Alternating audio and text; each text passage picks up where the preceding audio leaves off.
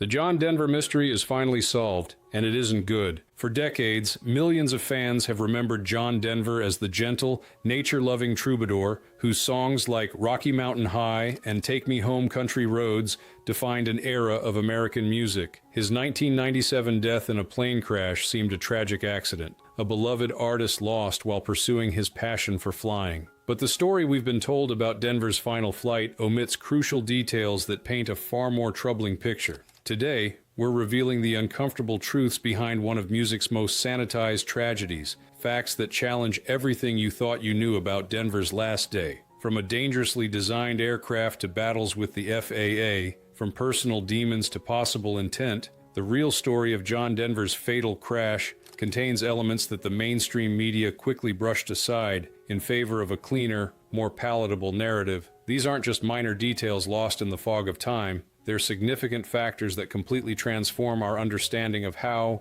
and why one of America's most beloved singers met his end on that October afternoon in 1997. What you're about to learn will forever change how you think about John Denver's final journey. John Denver's death has long been presented as a straightforward tragedy, a skilled pilot encountering unexpected mechanical issues during a routine flight. But this simplified narrative falls apart under closer scrutiny. The real story involves a complex web of factors: questionable aircraft design, regulatory violations, personal struggles, and troubling questions about Denver's state of mind in those final moments. By examining each of these elements, a very different picture emerges. One that suggests Denver's crash wasn't just bad luck, but the culmination of a series of increasingly dangerous choices made by a man whose life had veered far from the wholesome image his fans cherished. Let's uncover the 5 critical aspects of Denver's fatal flight that have been consistently downplayed or ignored. Factors that together solve the mystery of what really happened over Monterey Bay on October 12, 1997.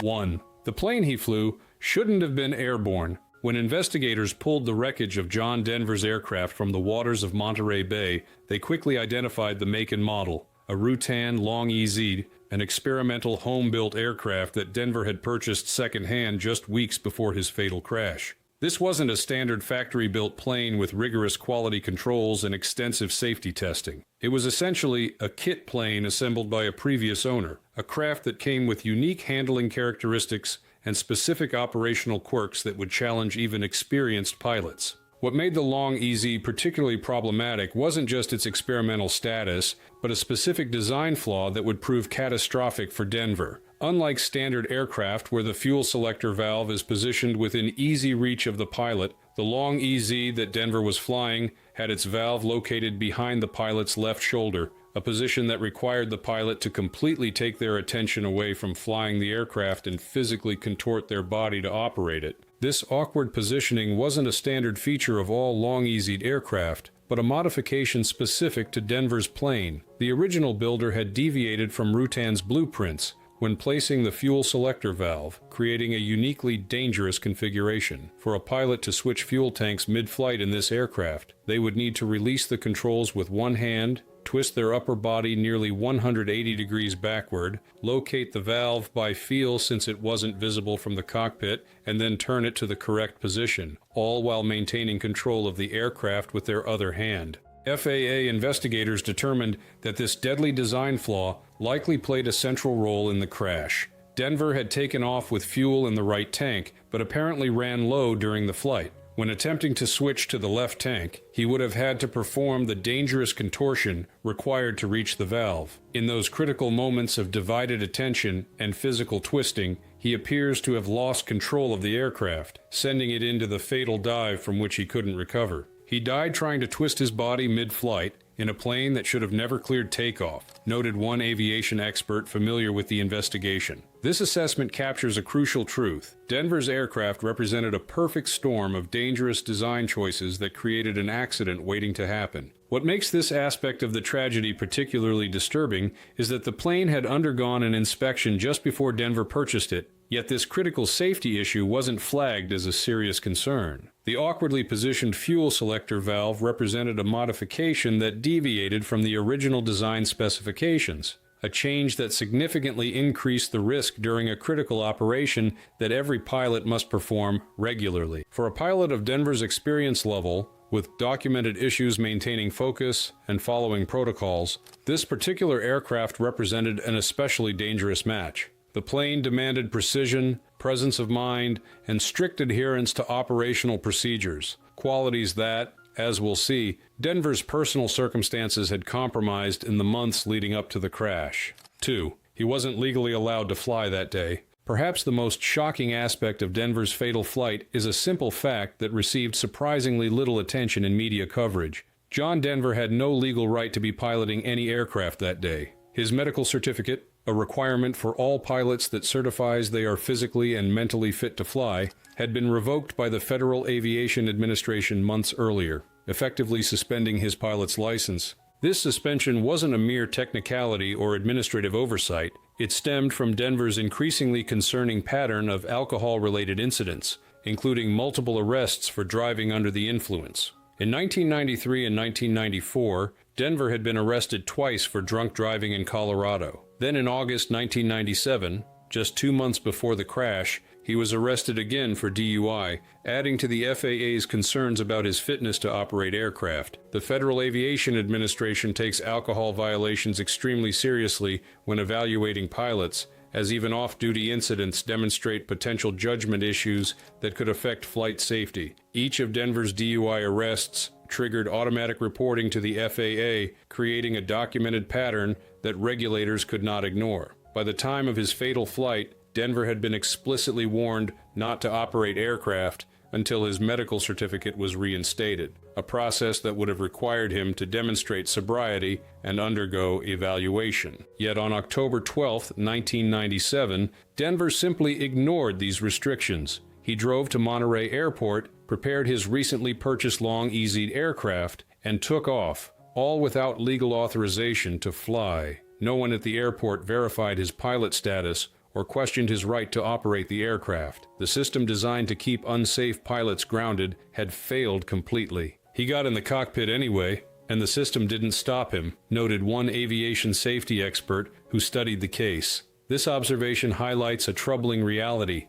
The honor system that largely governs private aviation proved wholly inadequate in preventing a pilot with known issues from taking flight. What makes this aspect particularly disturbing is how it reflects Denver's state of mind in his final months. The decision to fly without proper authorization wasn't a minor oversight, but a deliberate choice to ignore serious safety regulations specifically designed to prevent impaired or unfit pilots from endangering themselves and others. This pattern of disregarding rules extended beyond just flying without proper certification. Investigators would later discover that Denver had failed to perform the required pre-flight fuel check, hadn't properly calculated his fuel needs for the planned flight, and neglected to review the aircraft's operating manual despite being relatively unfamiliar with this specific plane. Each of these omissions represented another link in a chain of poor decisions that culminated in the fatal crash. For fans who cherish Denver's image as a thoughtful, nature-loving ambassador for environmental responsibility, the reality of his final years presents a troubling contradiction. The man who sang about the wisdom of mountains and the sanctity of wilderness was repeatedly demonstrating dangerous lapses in judgment that put both himself and potentially others at risk. A stark contrast to the careful stewardship he advocated in his music.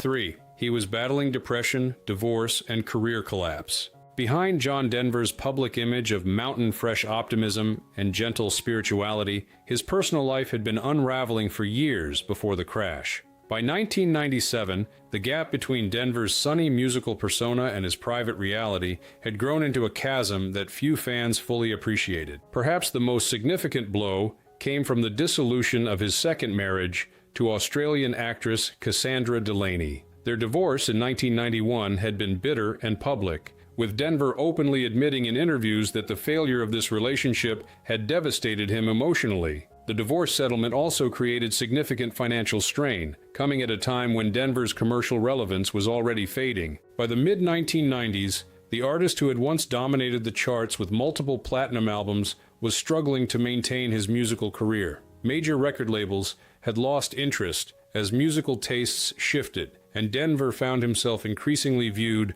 as a relic of an earlier, more innocent era. His once revolutionary blend of folk, country, and pop had fallen out of fashion, and younger audiences often treated his earnest, nature-loving image as something to mock rather than admire. This career decline hit Denver particularly hard because his identity was so thoroughly intertwined with his music and public persona. Friends reported that he struggled with feeling irrelevant and forgotten, a painful transition for someone who had once filled stadiums and influenced American culture so profoundly. Financial pressures added to this emotional burden. While Denver had earned millions during his peak years, expensive divorces, lavish spending habits, and declining income had created genuine concern about his long-term financial security. He had begun selling properties and assets to maintain his lifestyle, creating additional stress during an already difficult period. Most concerning were reports from those closest to Denver about his emotional state in the months before his death. Multiple friends described him as showing signs of clinical depression, withdrawing socially,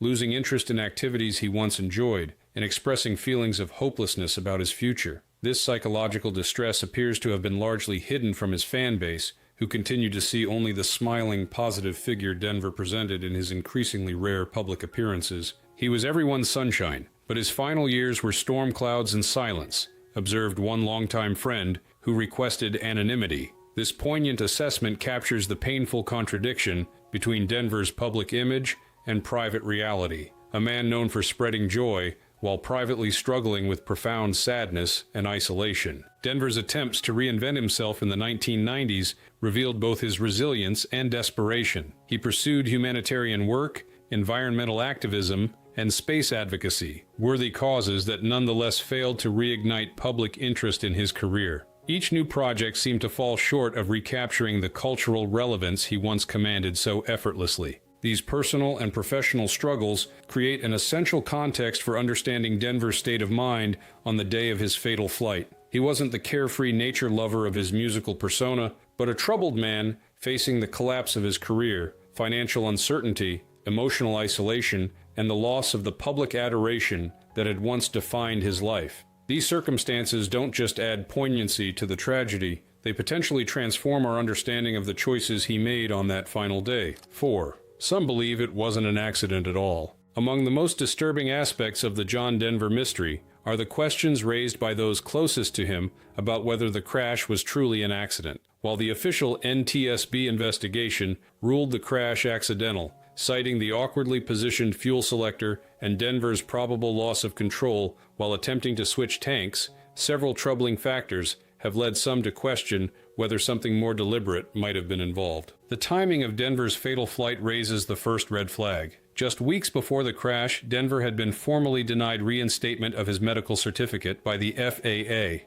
effectively grounding him from legal flight for the foreseeable future. For a man who had described flying as the second greatest thrill known to mankind, with the first being sex, this loss would have represented another devastating blow on top of his professional and personal struggles. Several of Denver's friends, speaking on condition of anonymity out of respect for his legacy, have expressed concerns about his mental state in the days leading up to the crash. One particularly troubling account comes from a fellow pilot who claims Denver had made comments about flying being the only freedom I have left, and questioning, what's the point of being careful anymore just days before the fatal flight? The manner of the flight itself has raised questions among aviation experts. Denver took off without conducting standard pre-flight checks, did not file a formal flight plan, and appeared to be flying without clear purpose. Behaviors inconsistent with responsible piloting, but potentially consistent with someone in a reckless or fatalistic state of mind. The fact that he chose to fly an experimental aircraft he was still unfamiliar with, despite not being legally certified to fly at all, suggests a disregard for safety that some see as potentially deliberate. He'd lost control of his life, and maybe, just maybe, the plane too, suggested one longtime associate who had known Denver throughout his career. This carefully worded assessment hints at what some close to Denver have privately wondered, whether his final flight might have represented not just negligence, but a conscious decision to take one last risk with full awareness of the potential consequences. It's important to emphasize that there is no definitive evidence that Denver intentionally crashed his aircraft. The official investigation found no mechanical failures that would have made the crash inevitable, and the most likely scenario remains that Denver lost control while attempting to switch fuel tanks. However, the constellation of factors surrounding the crash, his emotional state, recent FAA rejection, pattern of increasingly reckless behavior, and the preventable nature of the accident have left lingering questions that the official investigation did not fully address. These questions are particularly troubling when viewed alongside Denver's own lyrics, which often touched on themes of freedom, flying, and escaping earthly constraints. Songs like Fly Away and Looking for Space take on haunting new dimensions when considered in light of his final flight. While it would be inappropriate to assert that Denver's crash was definitively intentional, it would be equally incomplete to dismiss the possibility that his state of mind may have contributed to risk-taking that made the accident more likely or even welcome. The mystery of Denver's final moments, what he was thinking as he struggled with the aircraft over Monterey Bay, remains one that neither investigators nor those who loved him can fully resolve. This ambiguity adds another layer of tragedy to a death that already robbed the world of one of its most distinctive musical voices.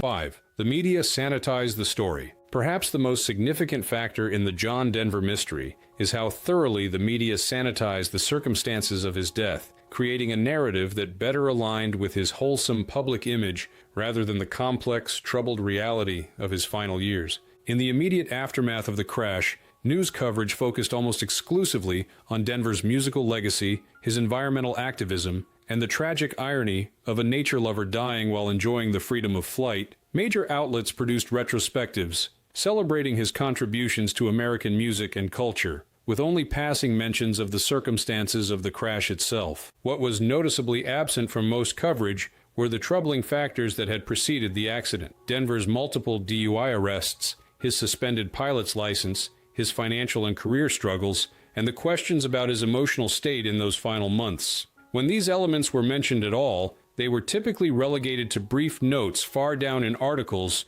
or buried in the final minutes of broadcast segments. This selective reporting wasn't just a matter of respecting the dead, it represented a deliberate choice to present a simplified version of events that wouldn't tarnish the legacy of a beloved cultural figure. The result was a public understanding of Denver's death that bore little resemblance to the complicated reality. They gave us the peace version. The truth was much messier, noted one journalist who covered music during Denver's era. This observation captures how thoroughly the media shaped the public narrative around Denver's death, emphasizing what fit with his established image while minimizing or omitting elements that contradicted it. The sanitization extended to discussions of the crash investigation itself. While aviation publications and specialized outlets explored the technical details, including the problematic fuel selector placement and Denver's lack of proper certification, mainstream sources typically described the crash in vaguer terms as a tragic accident, without delving into the specific factors that made it both preventable and potentially tied to Denver's personal struggles. Even the numerous books and documentaries about Denver's life produced in the years following his death have often maintained this selective approach, celebrating his musical and humanitarian achievements while treating his final years and the circumstances of the crash as minor footnotes rather than integral parts of his story. This media handling of Denver's death raises important questions about how we remember public figures and whether the full truth serves the public better than comforting narratives. By sanitizing the circumstances of Denver's crash, media outlets may have preserved a more positive legacy, but they also missed an opportunity to discuss important issues around mental health, addiction, and the consequences of reckless behavior, discussions that might have created greater awareness and potentially helped others facing similar struggles. For the millions who grew up with Denver's music and still find comfort in his gentle, nature-loving persona, the full story of his final flight doesn't diminish his artistic contributions or the genuine positive impact he had on American culture. Rather, it completes our understanding of a complex human being who, like all of us, contained contradictions and struggles beneath his public image. A man whose songs celebrated the beauty of life even as he wrestled with his own demons. The final minutes. When we integrate all 5 aspects of the John Denver mystery, a clearer picture emerges of what likely happened in those final moments over Monterey Bay. Denver took off in an aircraft he was still learning to operate without legal authorization to fly and without performing proper pre-flight checks. At some point during the flight, he needed to switch fuel tanks, a routine operation made dangerous by the experimental aircraft's poorly positioned selector valve. As Denver reached behind his shoulder to access this valve, he would have needed to take his attention away from flying the aircraft and physically twist his body in the confined cockpit. This distraction and awkward positioning, combined with his possible emotional distress and documented history of poor judgment, created a perfect storm of factors that led to the fatal loss of control. Whether this sequence represents a tragic accident born of negligence or something more deliberate remains an unanswerable question. What is clear is that Denver's death resulted not from a single mistake or mechanical failure, but from a complex intersection of personal choices, design flaws, regulatory failures, and psychological factors. A confluence of circumstances far more complicated than the sanitized narrative initially presented to the public. John Denver's final flight reveals a truth far more complex than the simple accident story we've been told for decades. Behind the crash that took his life lay a troubling combination of factors: a dangerously designed aircraft, a pilot flying without legal authorization, personal demons that may have clouded his judgment, and questions about his intentions that remain unanswered. While none of these revelations diminish Denver's musical legacy or the joy his songs brought to millions, they complete our understanding of the man behind the music, a flawed, struggling human being whose tragic end contained layers of meaning that deserve to be acknowledged rather than sanitized away. The mystery of what really happened that October day isn't good news for those who prefer simple narratives, but it offers something more valuable: the truth.